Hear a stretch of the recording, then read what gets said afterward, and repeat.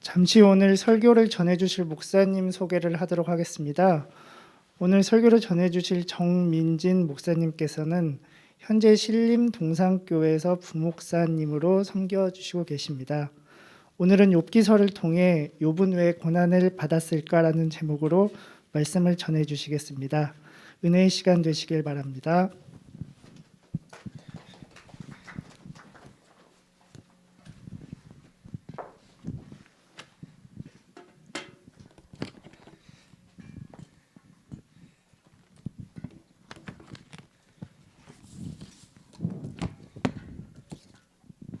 화면대가 작아서 제가 정돈할 게 많네요. 잠시만요. 네, 하나님 말씀 보실까요? 욥기 1장 8절부터 9절 말씀입니다. 욥기 1장 8절부터 9절 말씀.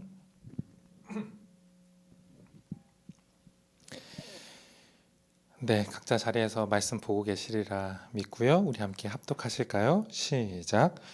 여호와께서 사탄에게 이르시되 내가 내 종 욥을 주의하여 보았느냐. 그와 같이 온전하고 정직하여 하나님을 경외하며 악에서 떠난 자는 세상에 없느니라. 사탄이 여호와께 대답하여 이르되 욥이 어찌 까닭 없이 하나님을 경외하리이까. 아멘. 잠시 기도하시죠. 살아계신 하나님, 이 시간 주의하는 마음으로 주의 음성에 귀를 기울이길 소망합니다. 상황과 환경, 장소에 구애받지 않으신 하나님, 특별히 말씀을 누가 전하는지에 따라서 그 도구에 따라 구애받지 않으신 하나님께서 이 시간 신실하게 일하시길 간절히 소망합니다. 우리의 주인 되신 주님이시여, 우리의 왕 되신 주님이시여, 우리들 가운데 말씀하여 주시옵소서. 주의 종들이 듣겠습니다. 예수님의 이름으로 기도합니다. 아멘. 안녕하세요. 안녕하세요. 사랑하고 존경하는, 조금 거짓을 담아서 이야기하는 거예요. 사랑하고 존경하는 우리 김봉현 목사님 교회에 와서 설교할 수 있는 영광이라고 할까요? 그런 기회를 얻어서 너무나도 뜻깊게 생각합니다. 김봉현 목사님과 저는 굉장히 인연이 있어요. 왜냐하면 제가 김봉현 목사님이 사역하시는 교회에서 그 청년부 청년을 만나서 결혼했거든요. 네, 그래서 감사합니다. 물론 김봉현 목사님이 도와주신 건 없어요. 근데 방해 놓지 않으신 것만으로도 감사하고요. 아니 많이 도와주셨죠. 상담 많이 해주셨어요. 감사하고요. 혹시 지금 이거 김봉현 목사님 보고 계시나요? 본인 교회인데 안 보고 계실까요? 예배 안 드리고 계실까? 그러실 수도 있다는 생각을 하고 있지만, 목사님 사랑하고 존경합니다. 나중에도 보실 텐데 꼭 이 마음 아셨으면 좋겠고요. 그리고 조금 비주얼부터 우리 나무의 숨교회 성도님들 어색하시리라 생각돼요. 너무 전통적인 목사의 비주얼을 제가 갖고 있잖아요. 우리 김봉현 목사님 아니신데 그래도 하나님께서 도구의 장애를 받지 않으시는 분이신 걸 여러분들 잘 아시죠?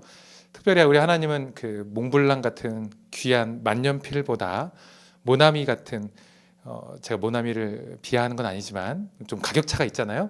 그런 싸구려 볼펜을 집어서도 아름다운 시를 쓰실 수 있는 분이 우리 하나님이시라는 사실 신뢰하시면서, 제가 김봉현 목사님보다 못하지만 나은 것 한 가지 있어요. 비주얼적으로 조금 괜찮다는. 농담인 거 아시죠, 목사님? 네, 계속 목사님 생각나네. 하나님 생각나야 되는데 기억하시며 우리 함께 말씀 나누실 수 있었으면 좋겠습니다. 우리 서로 이게 말씀을 시작하면서요, 서로 인사를 잠깐 나누실 수 있었으면 좋겠는데요. 짝이 있으시면 짝 맞추셨으면 좋겠고요. 그래서 이렇게 인사할 수 있었으면 좋겠습니다. 이 인사를 하는 것이 화기애매할 수 있겠으나 한번 해보도록 하겠습니다. 뭐라고 인사하시냐면요, 욥 같은 인생 사세요. 네, 안 하십니다. 현장은 안 하고 계세요. 여러분들 하고 계신지 모르겠지만 현장은 안 하셨어요. 왜 안 하셨는지 알고 있습니다. 왜냐하면 욥 같은 인생 살라고 하는 이야기가 욕같이 들리기 때문에 그렇죠. 우리는 잘 알아요. 욥 그러면 뭐가 떠오르죠? 고난이 떠오르죠. 제가 좋아하는 고난의 정의가 있습니다. 여러분들 고난이라고 하는 것을 어떻게 정의하시는지 모르겠어요. 제가 좋아하는 정의는요, 엘리자베스 엘리엇이라는 분이 이야기하신 건데, 이분이 누구시냐면 짐 엘리엇 아실 거예요. 그 에콰도르 아우카족 선교를 가셨다가 그 비행기를 타고 경비행기를 타고 착륙하시자마자 그 아우카족에게 죽임당하신 창끝이라고 하는 영화의 주인공이시기도 하십니다. 근데 그분이 28살인가 9살인가 선교를 가셨다가 순교를 당하셨는데, 그때 당시 아내분이 엘리자베스 엘리엇 이분입니다. 이야기들 아시는 분들 계시죠? 남편이 죽었음에도 불구하고 그 부족을 찾아가서 선교합니다. 그리고 부족 전체를 복음화시키고 나옵니다. 그리고 나오셔서 재혼하셨어요. 재혼하셨는데 그 남편이 또 돌아가셨어요. 굉장히 험악한 세월을 사셨습니다. 그분이 인생을 사시고 인생 말미에 강연을 다니시면서 강의를 하셨고, 고난에 대한 강의를 하셨고, 거기서 고난에 대한 정의를 하셨는데 뭐라고 하셨냐면, 잘 들어보세요. 원하는 것을 갖지 못하고 원치 않는 것을 갖게 되는 것, 이것을 고난이라고 정의하셨습니다.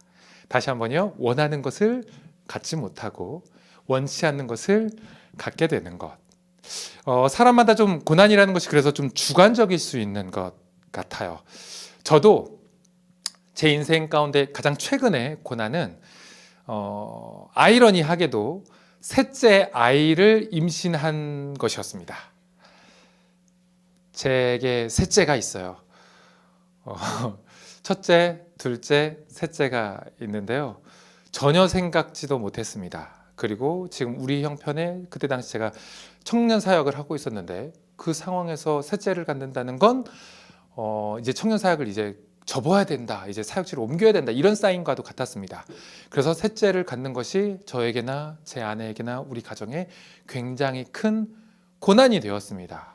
아이러니하죠. 지금 이런 분들이 계실지 모르겠어요. 아이를 원하는데 아이를 갖지 못해서 고난이신 분들이 계신지 모르겠어요. 근데 저는 셋째를 가져서 고난이었습니다. 주관적이라는 이야기죠. 원하는 것을 갖지 못하고 원치 않는 것을 갖게 되는 것, 이것이 고난이라고 합니다. 이런 고난은 우리의 인생 가운데 계속 있습니다. 끊임없이 있습니다. 우리의 마음이 수시로 변하는 것처럼 고난이 있습니다. 욥을 보면 욥이 이런 고난의 대명사인 것 같습니다. 왜냐하면 욥은 우리가 다 싫어하는 것을 갖게 됐고 원하는 것을 갖지 못하게 됐기 때문에 그렇죠. 저도 욥을 참 좋아합니다. 그런데 욥의 고난은 진짜 싫습니다. 그런데 성경이 우리들 가운데 한결같이 말해주고 있는 것들이 있죠. 무엇인가요? 우리의 인생 가운데 고난은 피할 수 있다, 피할 수 없다, 피할 수 없다. 심지어 욥과 같이, 그리고 아까 말씀드렸던 엘리자베스 엘리엇처럼 선한 일을 하며 산다고 해도, 그리스도인이 되었다 하더라도, 예수를 잘 믿어 나무의 숨교회 교인이 되었다 할지라도, 예수의 제자 되는 삶을 살아간다 할지라도 고난은 피할 수 없다. 다 알고 계실 테지만 우리가 저마다 고난을 싫어하는 마음 가운데 외면하고 싶은 불편한 진실을 저는 여러분들과 이 시간 함께 나누길 원하는데요. 여러분, 우리가 예수를 믿어 구원받았다라고 하는 것은요, 우리에게 꽃길이 주어졌다라는 것을 의미하지 않습니다. 아시죠? 무슨 길이에요? 우리에게 주어진 길은 십자가의 길입니다. 십자가의 길, 고난의 길이죠. 이것은 인생의 따스한 봄날을 맞이했다라는 이야기보다 차갑고 쓸쓸하고 고독한 외로운 겨울철을 맞이했다라는 이야기와 똑같습니다. 형통보다 고통에 대한 이야기죠. 그래서 만약 이것이 사실이라면 우리는 욥을, 그리고 욥의 고난을 잘 살펴봐야 할 것 같습니다. 우리가 알고 있는 흔한 진리 있잖아요. 무엇이에요? 그 군대 갔다 오신 분들은 잘 알고 있는데, 피할 수 없으면 뭐해라? 즐겨라. 고난을 우리가, 저도 목사지만 즐길 수는 없는 것 같아요. 즐기면 변태죠, 그렇죠? 네. 근데 즐기는 것까지는 못하더라도 우리가 이 말씀 앞에서 모든 고난의 종류를 이해할 수는 없겠지만 고난의 신비를 깨닫고 우리에게 운명처럼 주어진 이 고난의 의미를 깨달아 십자가의 길을 넉넉히 감당할 수 있게 되길 예수님의 이름으로 축원합니다. 말씀 시작해 보도록 하겠습니다. 뭐 이전부터 시작했는데 본격적으로 시작해 볼게요. 먼저 나눌 얘기는요, 욥은 왜 고난 당했는가입니다. 욥은 왜 고난 당했는가? 욥이 고난 당한 이야기 잘 알고 계시죠? 구체적으로 다 설명드리지는 않을게요. 많은 것을 잃어버렸어요. 그냥 인류 보편적으로 갖고 있는 원하는 것들을, 그 원함이라는 그 워너비를 많이 잃어버렸죠. 한순간에, 일순간에. 무엇을 잃어버렸죠? 재산을 몽땅 잃어버렸고요. 그리고 자녀들을 잃어버렸고요. 자녀뿐만 아니라 가족을 잃어버렸죠. 아내도 잃어버렸죠. 아내가 죽은 것은 아니었어요. 근데 욥으로부터 돌아섰다는 그런 맥락 가운데서 가족을 잃어버렸다라고도 얘기할 수 있을 것 같습니다. 뿐만 아니죠. 친구들도 잃어버렸습니다. 친구들이 찾아왔지만, 동정해주고 공감해주는 척했지만 욥을 공격했죠. 욥에게서 돌아섰죠. 그래서 모든 관계를 잃어버렸습니다. 재산도 잃어버리고, 가족도 잃어버리고, 관계도 잃어버리고, 그리고 하나님도 잃어버린 것 같은 상황이 되어버렸습니다. 그에게 있었던 모든 것을 잃어버렸고 원치 않는 것을 갖게 됐죠. 빈곤이라고 하는, 가난이라는 것을 얻게 됐고요. 외로움이라고 하는, 고독함이라고 하는, 쓸쓸함이라고 하는, 나 혼자라고 하는 그 사실을 얻게 되었습니다. 근데 이 고통, 그에게 찾아왔던 이 고통이 시작된 이유가 있어요. 욥기 이야기가 재밌게 시작되죠. 하나님께서 그 팔불출처럼 하지 않아도 되는 자랑을 사탄에게 하시기 시작했습니다. 내 종 욥을 주의하여 보았느냐, 자랑했습니다. 자랑하자 사탄은 그 욥을 깎아내리기 시작했죠. 이런 거예요. 하나님, 욥이 진짜인 줄 아십니까? 가짜예요. 걔가 진짜 신앙인 같습니까? 아니요, 걔는 종교인일 뿐입니다. 깎아내리기 시작했어요. 근데 뭐라고 정확하게 얘기했냐면, 오늘 본문을 읽었는데요, 1장 9절 제가 다시 한번 읽어볼게요. 사탄이 여호와께 대답하여 이르되 욥이 어찌 까닭 없이 하나님을 경외하리이까. 까닭 없이, 이 말을 좀 주의해서 기억하세요. 까닭 없이 하나님을 경외하리이까. 진짜가 아니라 가짜입니다. 진짜 신앙인이 아니라 종교인입니다 라고 깎아내리는 이유가 여기 있죠. 뭐가 있다는 거예요? 욥에게는 이유가 있다는 거예요. 하나님을 믿는, 교회를 다니는 이유가 있다라는 겁니다.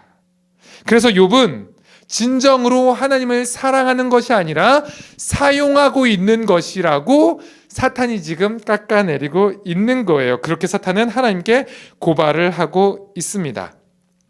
여러분, 여기서 우리가 중요하게 기억해야 될 사실이 한 가지 있습니다. 그것이 무엇이냐면, 우리에게 요구된 하나님을 향한 사랑은 어떤 종류의 사랑이냐면 까닭 있는 사랑이 아니라 까닭 없는 사랑이라는 겁니다. 다시 한번요. 우리에게 요구된 하나님을 향한 사랑은 어떤 사랑이 요구되었냐면 까닭 있는 사랑이 아니라 까닭 없는 사랑입니다. 이유 없는 사랑 말이죠. 그래서 사랑하는 것 말고요. 그럼에도 불구하고 사랑하는 것, 그것 말이죠. 제가 연애할 때 이야기예요. 사랑하는 아내와 연애할 때 이야기인데요. 그때가 한창 연애 중이었는데 우리 아내가 저에게 굉장히 달콤한 말을 해주었습니다. 여러분들 여자친구에게 어떤 달콤한 말을 들어보셨는지 모르겠지만, 저는 제가 들은 이야기 가운데 저는 이 말이, 이 문장이, 이 센텐스가 굉장히 달콤하게 들렸습니다. 그것이 무엇이냐면, 그것을 좀 들려드리려고 하는데요.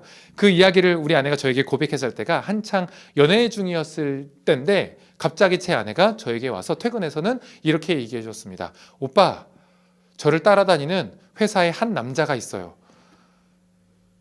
그 얘기를 이게 도대체 왜 하는 건지 처음에는 조금 어이가 없었습니다. 더불어서 마침 그때가 어떤 때였냐면, 결혼을 해야 되는데 제가 돈이 없어서 결혼을 못하고 결혼을 밀어낸 그때였어요. 그때 제 아내가 오빠, 저를 따라다니는 회사에 한 남자가 있었단 말이죠. 저는 뭐라고 받았겠어요? 아니, 나 말고 다른 사람이 있다는 얘기인가? 나 없이도 다른 사람과 결혼할 수 있다는 이런 얘기인가? 뭐 이런 생각. 남자로서 이렇게 자신감, 자존감이 떨어져 있을 때라서 이 사람이 나에게 이런 얘기를 왜 하나 싶어서 제가 이렇게 물었습니다. 뭐 여자친구니까 뭐 세로나 당신은 왜 날 사랑해요? 라고 물었어요. 이게 어떤 의미로 물어봤는지 아시죠?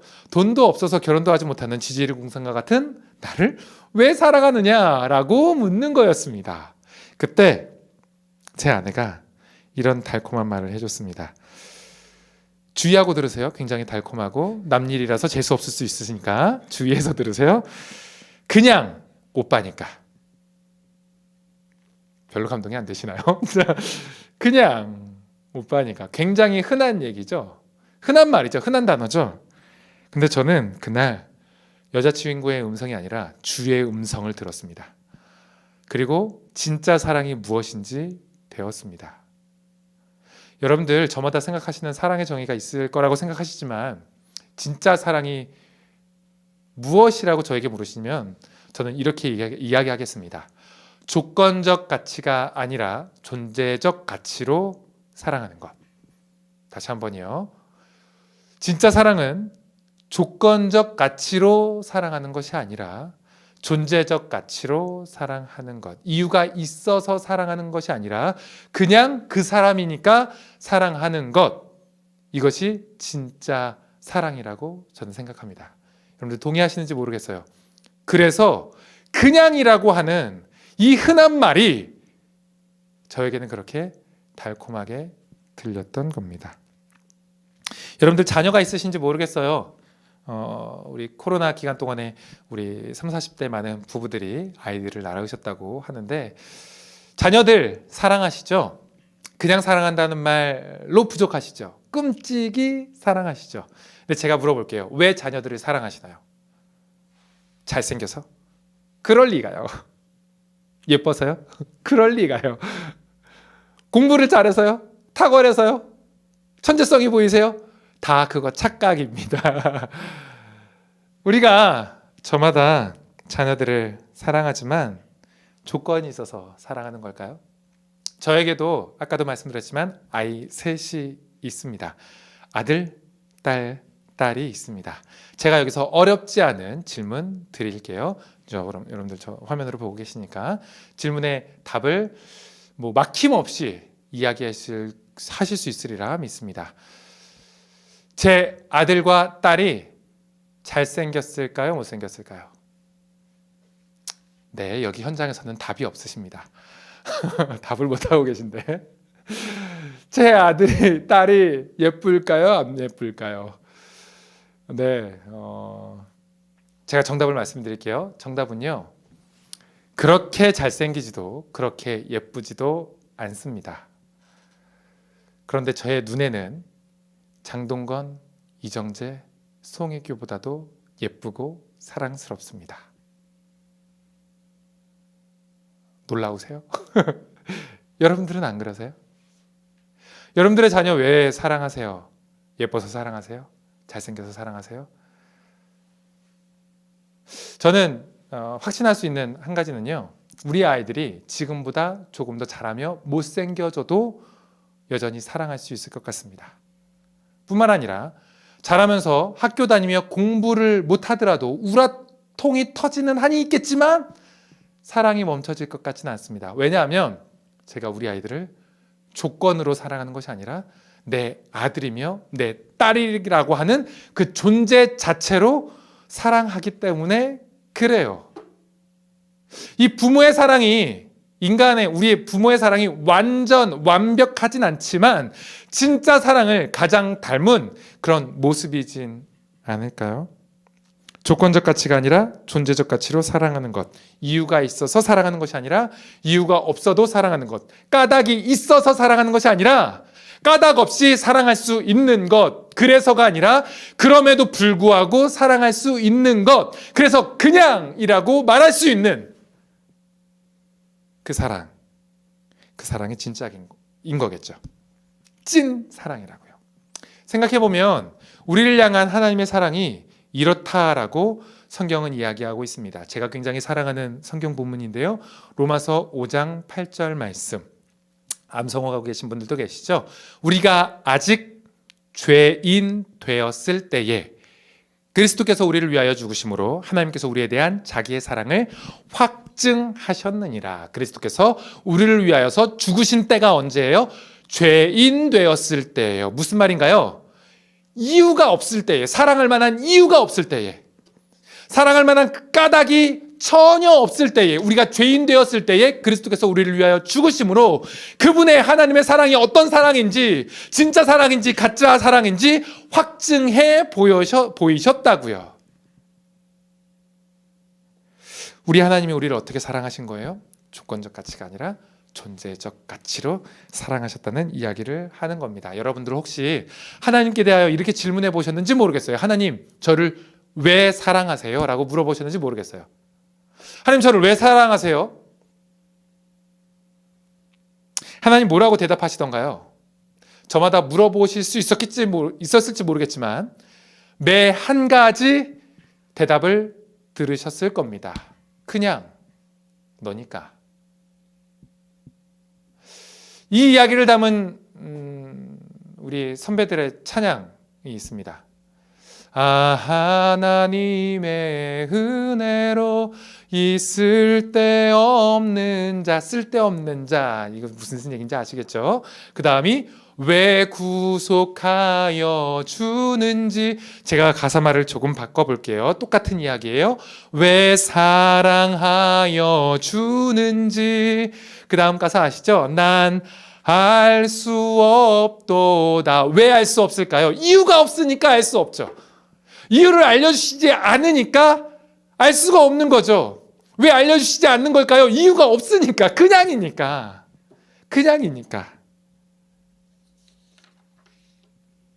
사탄은 지금 무엇을 고발하는 거냐면요, 하나님께 욥은 하나님과 같지 않습니다.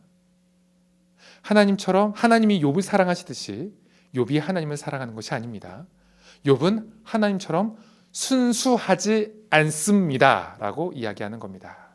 욥은 지금 하나님을 두고 장사하는 겁니다. 거래하는 겁니다. 비즈니스하고 있는 거라고요. 이 사람은 그냥 장사치일 뿐이라고요. 조건이 딱 맞아떨어져서 하나님을 믿고 있는 척 하고 있는 것일 수 있다고요. 이렇게 고발하는 겁니다. 우리가 기억하셨으면 좋겠어요.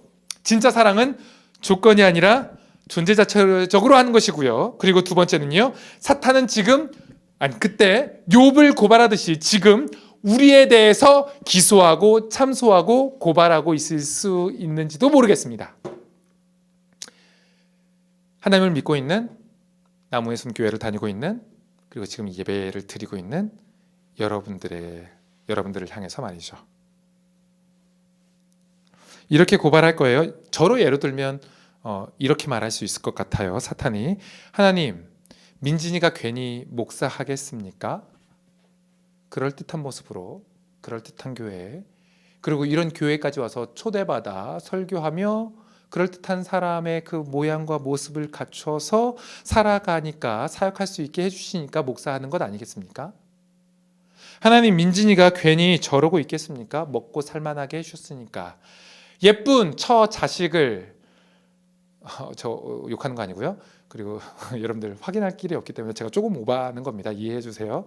예쁜 잘생긴 처 자식을 주셨기 때문에 집도 주시고 차도 주시고 살만하게 해주시니까 저러고 있는 것 아니겠습니까?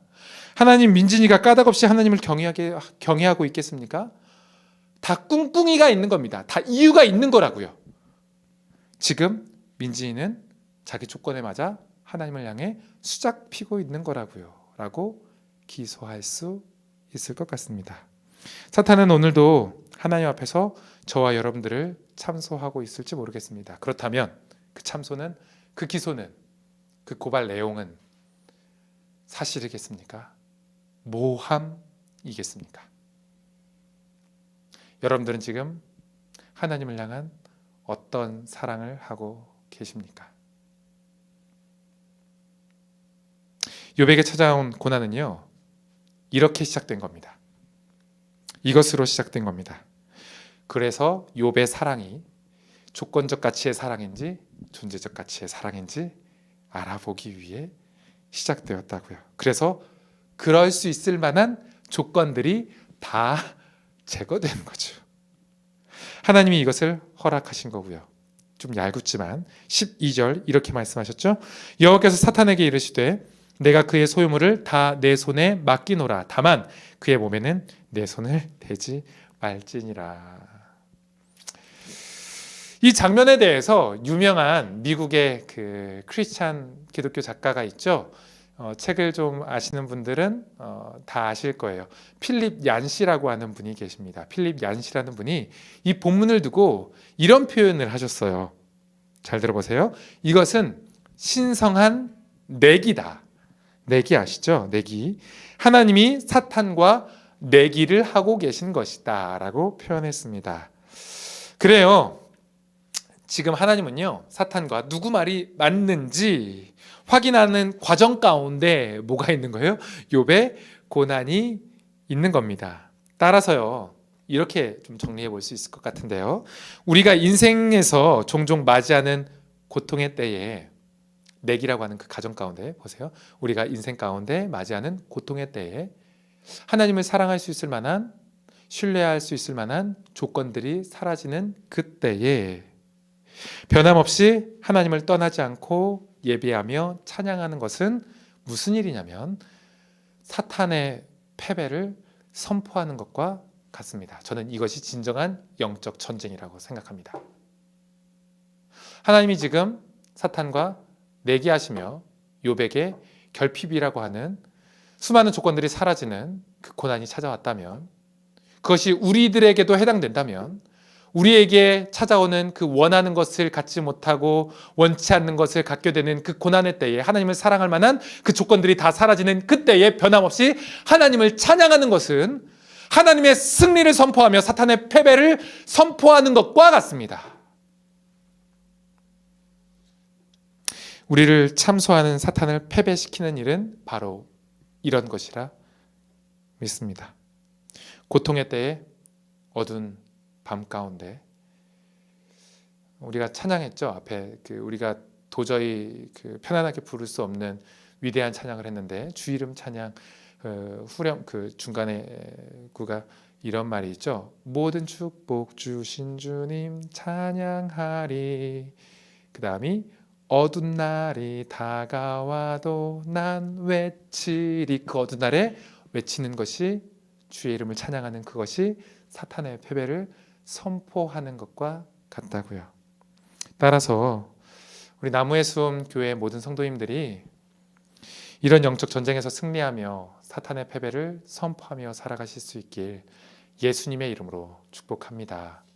변함없이 조건과 상황에 상관없이 주님을 찬양하며 예배하는 그 자리를, 하나님을 향한 그 순종의 자리를 묵묵히 꿋꿋이 지켜나가는 그것이 승리의 길입니다.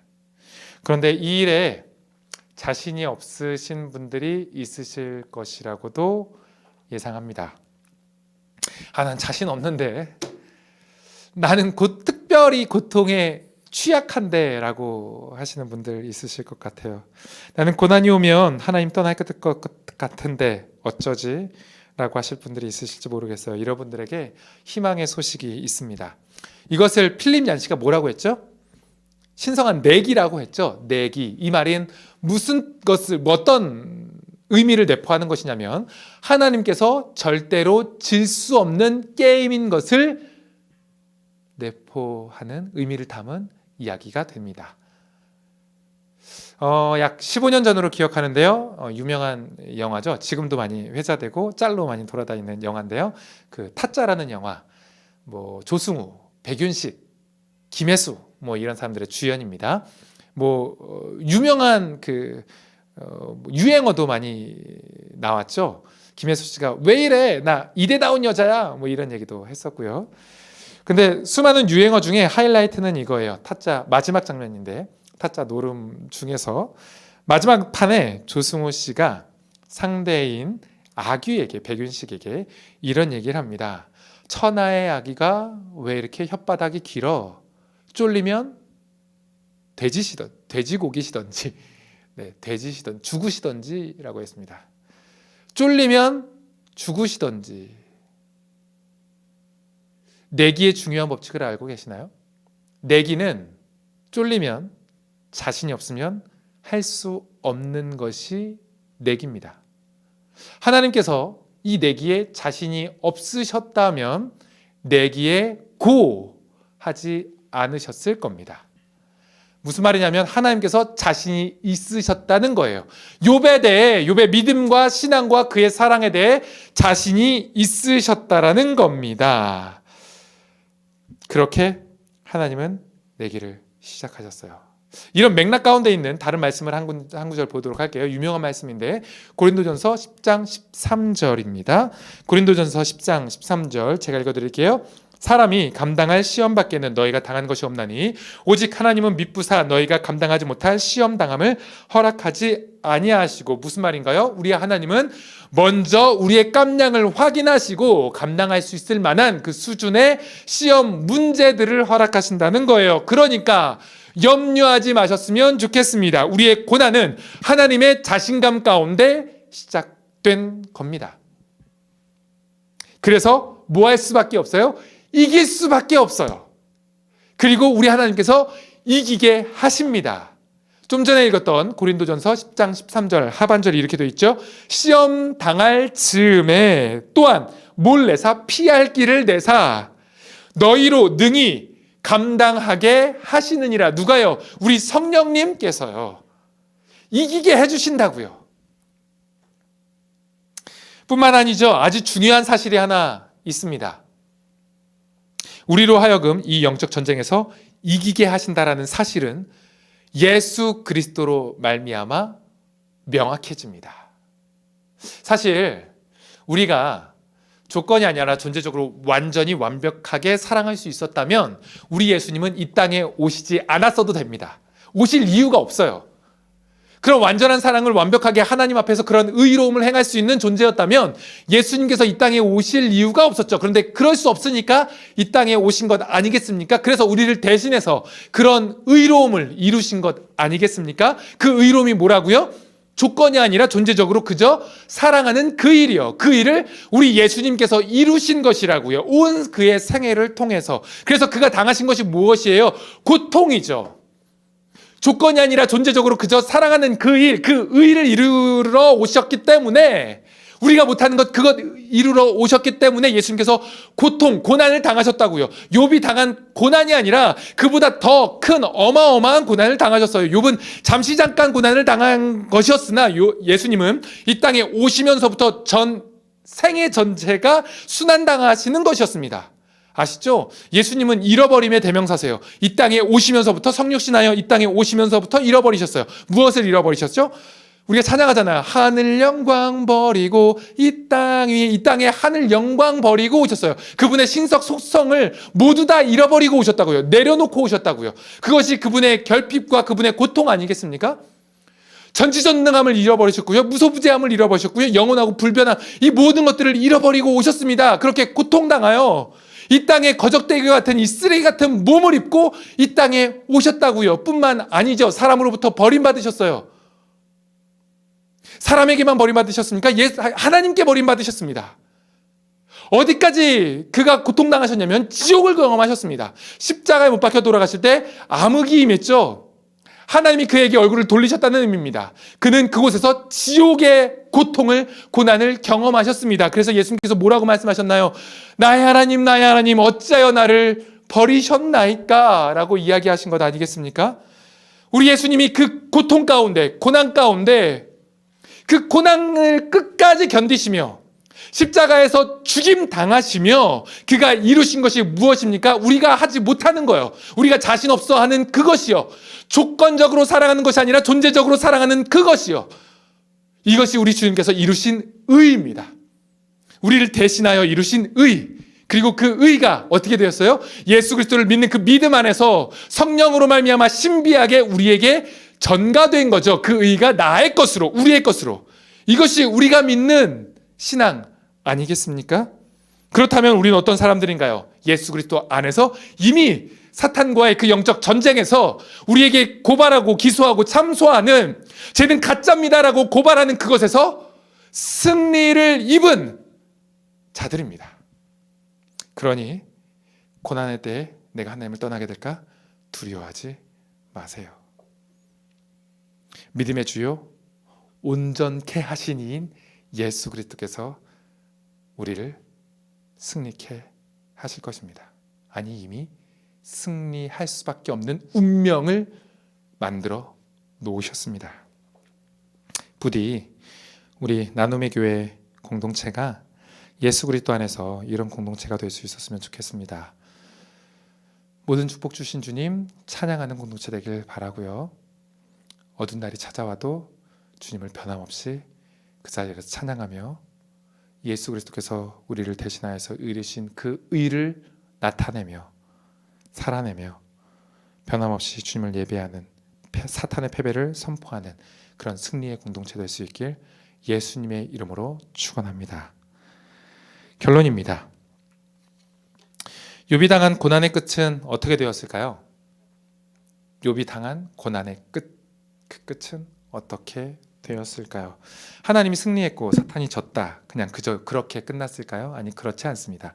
욥에게 찾아온 간과할 수 없는 커다란 유익이 있는데 한번 보실까요? 욥기 42장 5절.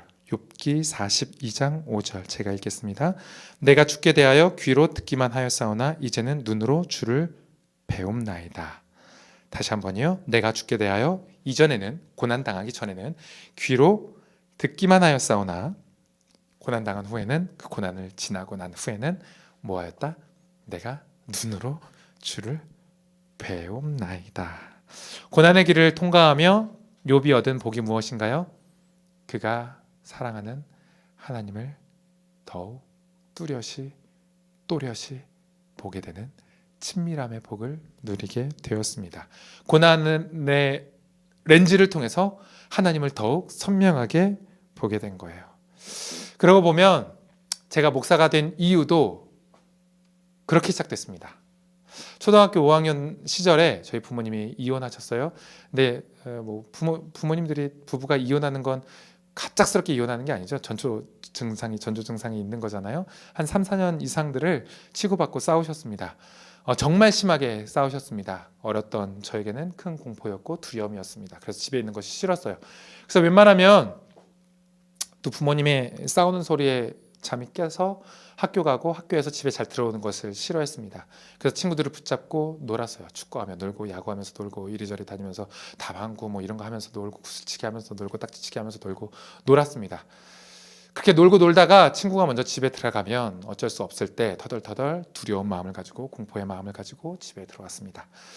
그렇게 지내다가 조금 제 신세가 처량해지는 그런 때가 있는데요. 언제였냐면 친구들이 같이 놀던 친구들이 그날은 어떤 날은 먼저 집에 일찍 들어가야 된다는 거예요. 이유가 뭐 생일이다, 뭐 어떤 기념일이다라고 해서 부모님들과 함께 바깥에 나가서 외식을 한다는 거예요. 지금 바깥에서 밥 먹는 것이 굉장히 일상적이지만 그때는 그러지 않았습니다.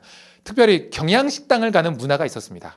경양식당에 가서 레스토랑이라고 하는 곳에 가서 칼로 이렇게 돈가스 써는 거 스프 먹으면서 이런 외식을 하는 게 그때 한창 유행이었는데 그런 걸 하러 간다는 거예요. 그러면 저는 하나님을 그때 인격적으로 만나지 못했지만 모태신앙으로서 교회 다니던 저는 하나님께 원망했습니다. 뭐라고 원망했냐면 하나님 제가 무슨 잘못을 그렇게 많이 저질렀길래 평범한 가정도 갖지 못하는 걸까요? 라고 원망했습니다. 그러다가 두 부모님이 이혼하셨어요. 저는 어머니랑 살았는데요. 어머니께서 미용실을 하셨습니다. 미용실 하는데 방 한 칸이 있었는데 그것이 형과 형님과 저의 방이었어요. 문을 닫으면 빛이 들어오지 않는 그런 방이었어요. 그 방에서 거짓말 하나 하지 않고 1년 동안 하루에 1시간씩 제가 눈물로 기도했습니다. 하나님을 사랑한다고 했던 것 아니고요. 그냥 내 신세가 처량해서 그리고 제가 할 수 있는 것이 아무것도 없어서 하나님 같이 살면 안 돼요. 엄마 아빠랑 같이 살면 안 돼요. 같이 살게 해주세요. 그냥 이 얘기와 반복하며 울면서 1년을 보냈습니다. 그리고 나서 저에게 찾아온 복이 무엇인지 아십니까? 하나님을 만났고 제가 이렇게 목사가 되었습니다. 목사 된 거 뭐 위대하다라고 뭐 얘기할 수 있는 건 아니지만 누군가에게 하나님의 살아계심에 대해서 하나님이 어떤 분이신지에 대해서 조금은 설명할 수 있을 만한 사람이 될 수 있었다고요. 이런 얘기를 어느 선배 목사님과 이야기 나누다가 그때 그 목사님께서 저에게 이런 얘기를 해주시더라고요. 몇 년 전의 얘기인데, 정 목사가 몇 살이지? 저 몇 살인데요? 그랬더니 그렇게 젊어? 뭐 생긴 것보다 나이가 어리다는 거죠. 그러시더니 이런 얘기를 하시는 거예요. 야, 정 목사 큰 목회하겠다. 하나님께서 크게 사역하실 거야. 그때까진 기분이 좋았습니다. 근데 이런 단서를 붙이셨어요. 근데 그러려면 한 가지 조건이 있어. 그게 뭔지 알아? 뭔데요? 고생 좀 더 할 거야. 고생 좀 더 할 거야. 거기까지는 듣는 게 아닌데 듣고 말았습니다.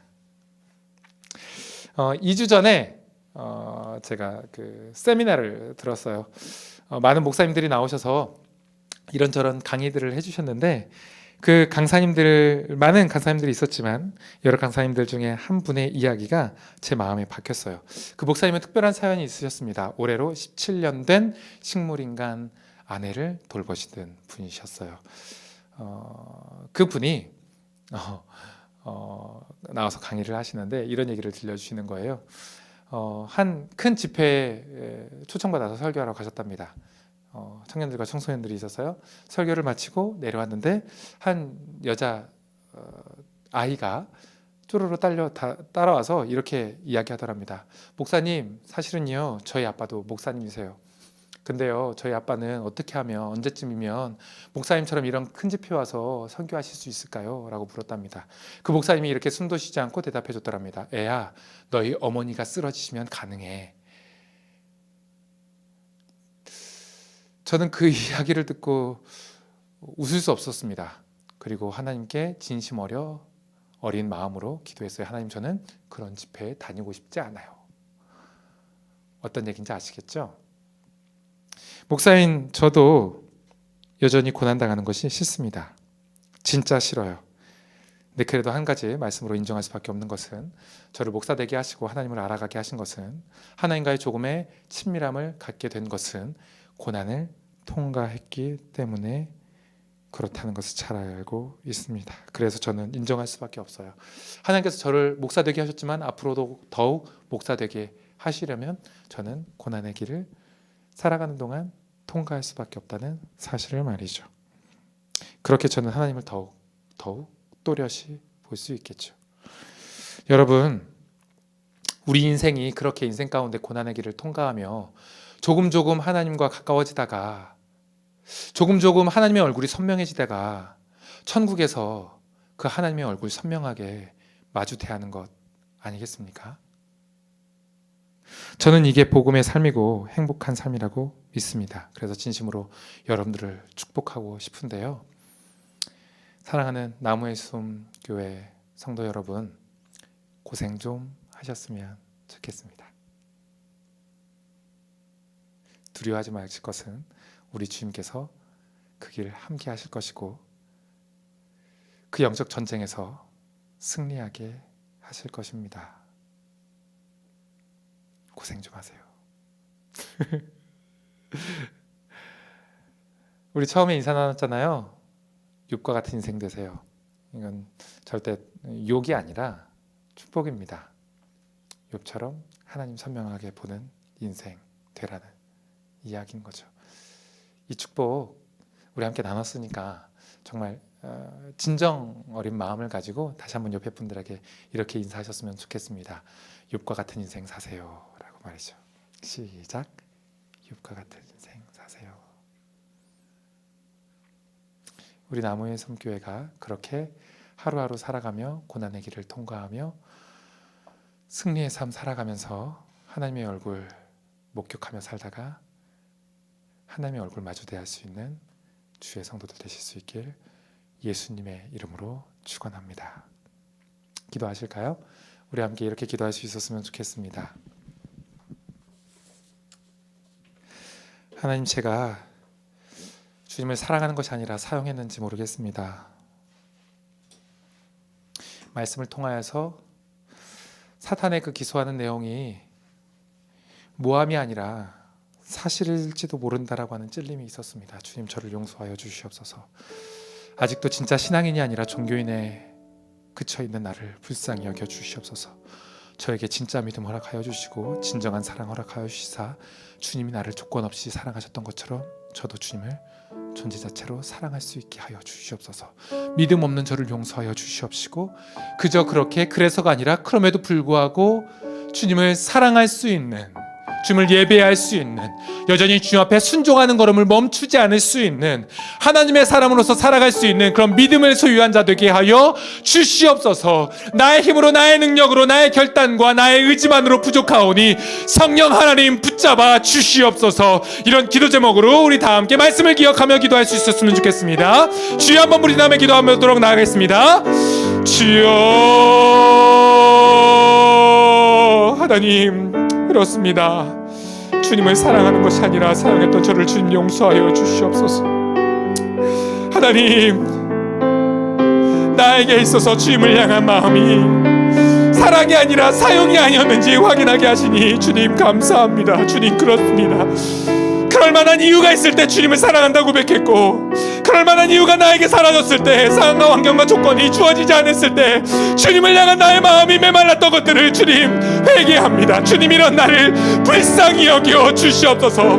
나를 향한 사단의 고함, 도발과 기소가 모함이 아니라 사실은 아니었는지 이 시간 깨닫게 하시니 감사합니다. 주님, 우리의 믿음 없음을 용서하여 주시옵시고 형편없는 이 믿음과 주님을 향한 형편없는 마음을 주님 불쌍히 여겨주시사 하나님, 주님이 나를 사랑하신 것처럼 우리가 아직 죄인 되었을 때에 그리스도께서 우리를 위하여 죽으심으로 하나님께서 우리에 대한 자기의 사랑을 확증하여 보여주셨던, 예수 그리스도를 통하여서 우리들 가운데 보여주셨던 그 사랑을 닮아, 한치도 조금이라도 그 사랑을 닮아 하나님 변함없이 주님을 언제나 주님을 찬양하게 모여 예배하며 순종의 걸음 멈추지 아니하고 나에게 주신 사명의 그 길, 십자가의 그 길, 고난을 감내하는 그 길, 그것을 감당하는 그 길, 버티며 견디며 살아가는 그 길을 주님 누릴 수 있도록 그 길을 걸어가며 살아가는 주님과 함께 손붙잡고 동행할 수 있는, 살아가는 그 주님 얼굴 배우며 주님과 함께하는 그것으로, 그 특권으로 말미암아 하나님, 내가 행복이라고 고백할 수 있는 그런 우리의 인생 되게 하여 주셔서 주님 우리 가운데 허락하시길 간절히 소망합니다. 한 번 더 기도하시기로는요, 우리 나눔의 숨, 나무의 숨 교회 공동체를 위해서 기도할 수 있었으면 좋겠습니다. 하나님, 나뿐만 아니라 우리가 변함없이 언제나 항상 주님께서 그러하셨던 것처럼 우리도 하나님께 대하여 신실한 모습을 갖게 하여 주시옵소서. 누군가 어려울 때 함께 울고 누군가 기뻐할 때 함께 웃을 수 있는 그런 공동체 되게 하여 주시옵시고, 주님께서 각자를 붙들어 주시는 것처럼 우리도 서로를 붙들어 주며 포기하지 않도록 믿음의 기어 걸음, 절망 가운데서 좌절하지 않도록 쓰러진 자들을 일으켜주고 꺾여진 무릎을 세워줄 수 있는 그 마른 마음과 손들을 적셔줄 수 있는 우리 공동체 되게 하여 주시옵소서. 그렇게 예수 그리스도의 승리를 선포하게 하여 주시옵시고, 함께 그렇게 선명한 하나님을 목격하다가 주님 앞에 설 수 있게 되는 그런 부끄러울 것 없는 주님의 일꾼으로서의 우리의 나무의 숨교회 공동체 되게 하여 주시옵소서. 김봉현 목사님을 붙잡아 주시옵시고 모든 일꾼들 가운데 붙잡아 주셔서 존재 자체적으로 사랑하는 그 모델이 되게 하여 주시옵시고, 그 사랑으로 말미암아 우리가 함께 하나님의 사랑을 더욱더 풍성하게 누릴 수 있는 우리 공동체 되게 하여 주시옵소서. 이런 기도 제목으로 다시 한번 주여 한번 부르신 다음에 기도하며 나가도록 하겠습니다. 주여, 주님 그렇습니다. 주님, 이 공동체를 주님 복 주시옵소서. 하나님, 주님을 신실하게 사랑한다라고 고백할 줄 아는 자들 되게 하여 주시옵시고, 하나님, 서로가 서로에게 힘이 되게 하여 주시옵시고, 성령님께서 함께 하시겠지만 성령님의 역사하심과 일하심과 위로의 전달의 그 메시지들이 서로의 고백들을 통하여서 이어지게 하여 주시옵시고, 나 혼자 서는 것으로 부족하며 우리가 함께 서나가는 것을 우리가 꿈꾸며 하나님 그렇게 불러 모아주셨사오니 서로 사랑하게 하시고 서로 함께 울고 웃으며 하나님의 성령님께서 우리들 가운데 덧입혀주신 그 의로움을 함께 우리가 누려가며 사탄의 패배를 선포하고 예수 그리스도의 승리를 우리가 선언 선언하는 그 일에 앞장설 수 있는 우리 공동체 되게 하여 주시옵소서. 하나님, 김홍영 목사님을 붙잡아 주셔서 주님의 말씀이 의롭게 아름답게 선포되어지며 주님의 사랑이 전달되어지고 하나님의 사랑이 보여지고 들려지며 느껴지며, 하나님, 그렇게 우리가 주님 앞에서 신실하게 살아가다가 하나님 주 앞에 주님께서 주신 사명과 사역들을 잘 감당하다가 주님의 나라에 들어갈 수 있는, 주님의 나라에 서서 주님의 얼굴 배울 수 있는, 우리의 눈물을 닦아주시는 하나님 그 주님의 손을 경험할 수 있는 이 교회 되게 하여 주시옵소서. 모든 일꾼들이 하나님 이유가 있어서 봉사하며 섬기는 것이 아니라 이유가 없어도 봉사하며 섬기게 하여 주시옵시고, 그렇게 주님을 사랑하며 각자에게 주신 사명의 길 하나님 끝까지 완주할 수 있는 저들 되게 하여 주시옵소서. 우리에게 일하실 주님을 찬양합니다. 하나님, 그 은혜가 축복합니다. 소망합니다. 예수 그리스도를 통하여서 우리에게 이미 승리를 선언하여 주시고 그 승리를 입혀주신 하나님 감사합니다.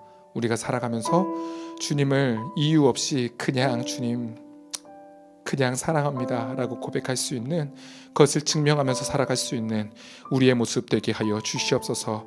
많은 사람들이 희생하고 봉사하며 땀을 흘리며 이 교회를 세워왔을진데 조건과 환경이 사라진다 할지라도 그거와 상관없이 꾸준히 끝까지 주님 주신 사명 붙들어가며 이 교회를 주님의 나라를 세워가게 하여 주시옵시고, 특별히 김봉현 목사님 가운데 함께 하시사 이 귀한 리트릿 이 쉼 가운데 성령의 충만함이 있게 하여 주시고 성령님의 교통하심이 있게 하시고 위로하심이 있게 하시고 새로운 충전이 있게 하시사 지난 10년을 딛고 앞으로의 10년 100년을 이끌어 나가는 아름다운 주님의 일꾼 되게 하여 주시옵소서. 함께 동역하는 이들이 조건 없이 함께 사랑할 수 있는 아름다운 이 공동체 되게 하여 주시옵시고, 그렇게 하나님 나라 누려갈 수 있는 이 아름다운 공동체 되게 하여 주시옵소서. 이제는 예수 그리스도의 은혜와 하나님의 사랑과 성령님의 역사하심과 교통하심이 그냥 사랑해 주신 주님 앞에 더불어서 우리도 주님을 그저 사랑하길 소망합니다 라고 소원하는, 그렇게 소망하고 그런 사람 되기를 소원하는 나무의 숨교회 모든 성도들 머리 위에 지금부터 영원토록 함께 하시기를 간절히 축원하옵나이다. 아멘.